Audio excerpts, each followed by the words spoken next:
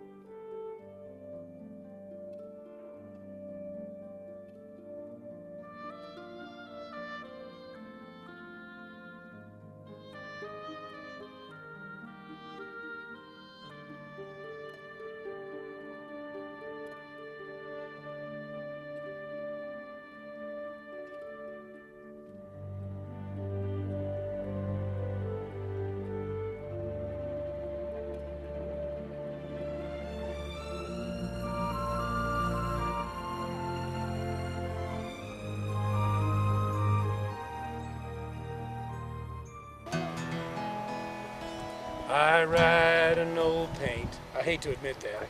I lead an old dam. I'm going to Montana, gonna throw the hula hand. They feed in the coulees, they water in the draw. Their tails are all matted, boys, their backs are all raw. Ride around, little duckies, ride around real slow. The fiery and the snuffy are raring to go.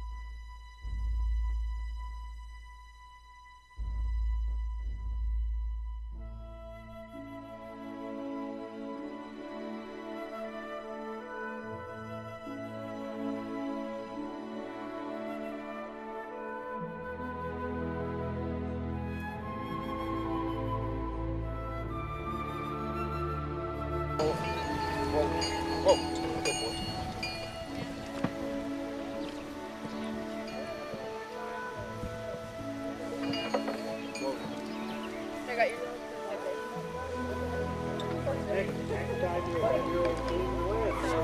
We need to have some place for him, so I'm gonna stay with him. Thank you, sir. You bet.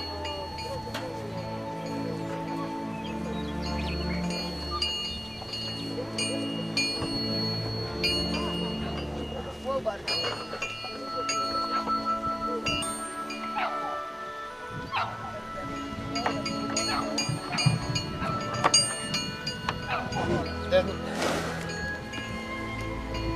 The first oxen use it back. Back.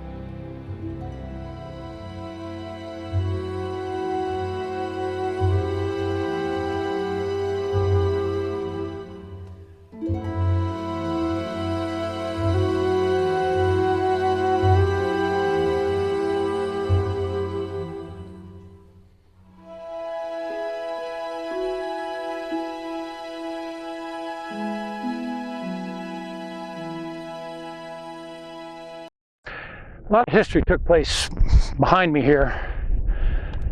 If you look across the valley, that's Pictograph Cave.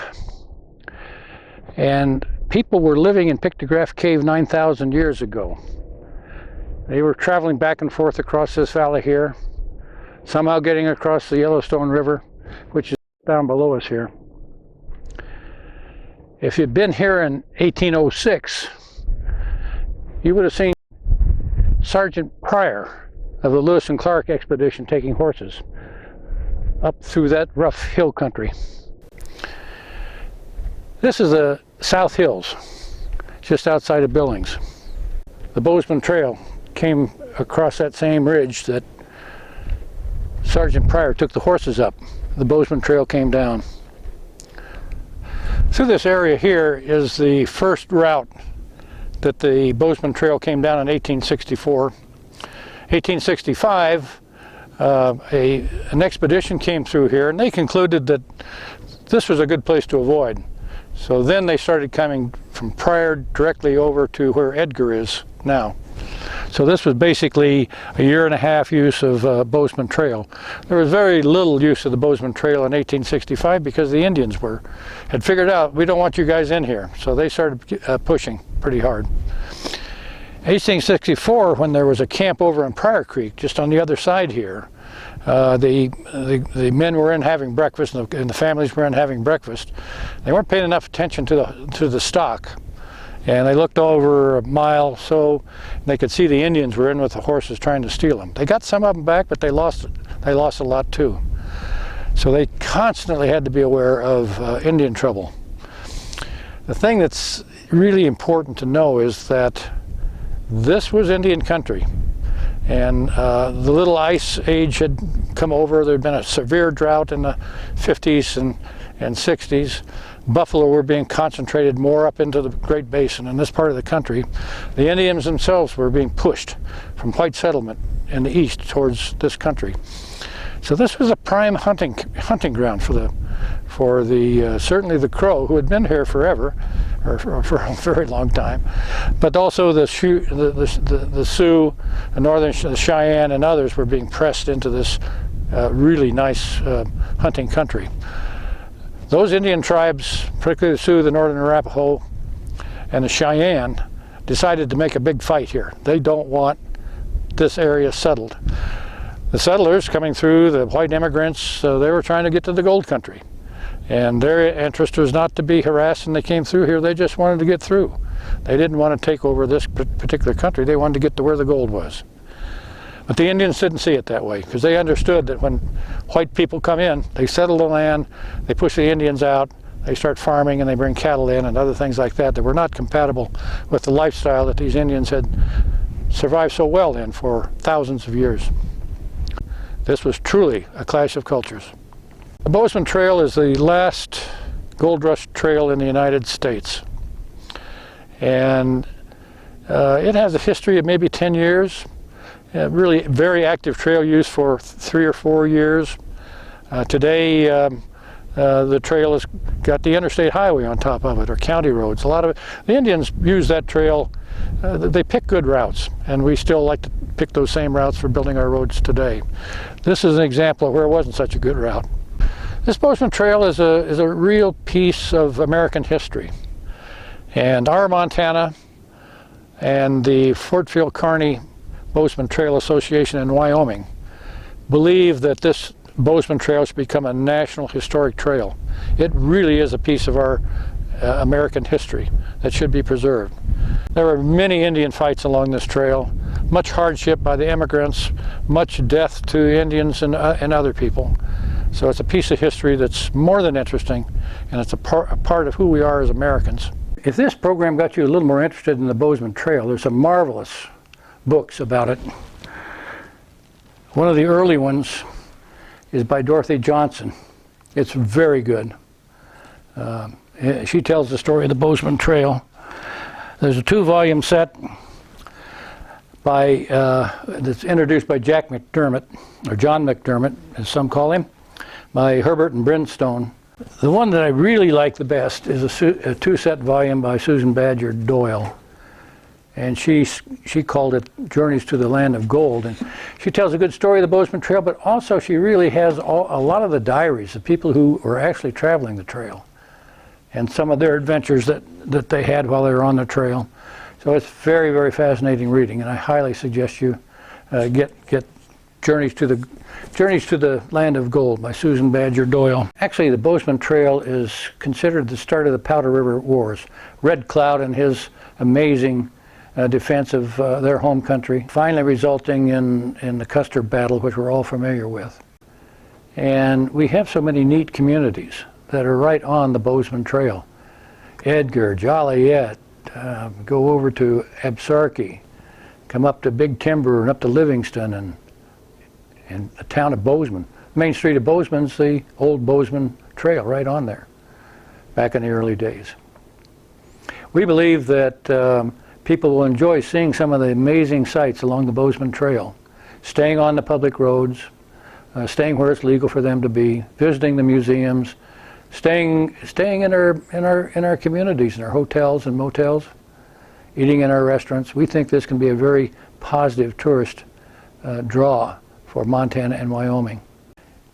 In Montana, most of the Bozeman Trail is on private land, and we want private land owners to know that if it's designated as a National Historic Trail, it doesn't allow trespass on private property, nor does that require property managers to change their management or farming or grazing or any of their practices. We think this can be a very important tourist attraction to bring jobs and tourism into Montana and Wyoming. Along the trail there are so many different amazing places. Fort Phil Kearny is just a great place to visit. Seeing where the Wagon box fight took place or where the Fetterman massacre took place. In Montana and Wyoming, tourism is a huge economic driver. In Montana, it's a $6 billion industry.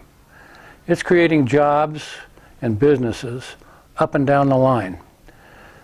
Designating the Bozeman Trail as a National Historic Trail is certainly going to add another great venue to bring tourists to our two states. It's not an easy process either. We need to get the National Congress to designate the Park Service to do a study on the trail. And they'll test the feasibility. Does it look like this is a feasible project? And if they find it is, they'll report to Congress. And then we'll ask Congress, make this a National Historic Trail, like the Lewis and Clark Trail or the Oregon Trail or many others across the country. The website for this effort to get the Bozeman Trail designated as a National Historic Trail is listed below. Feel free to get on there and learn more about this effort with us, our Montana, and in Wyoming, the Fort Phil Kearny Bozeman Trail Association. Thank you for your interest.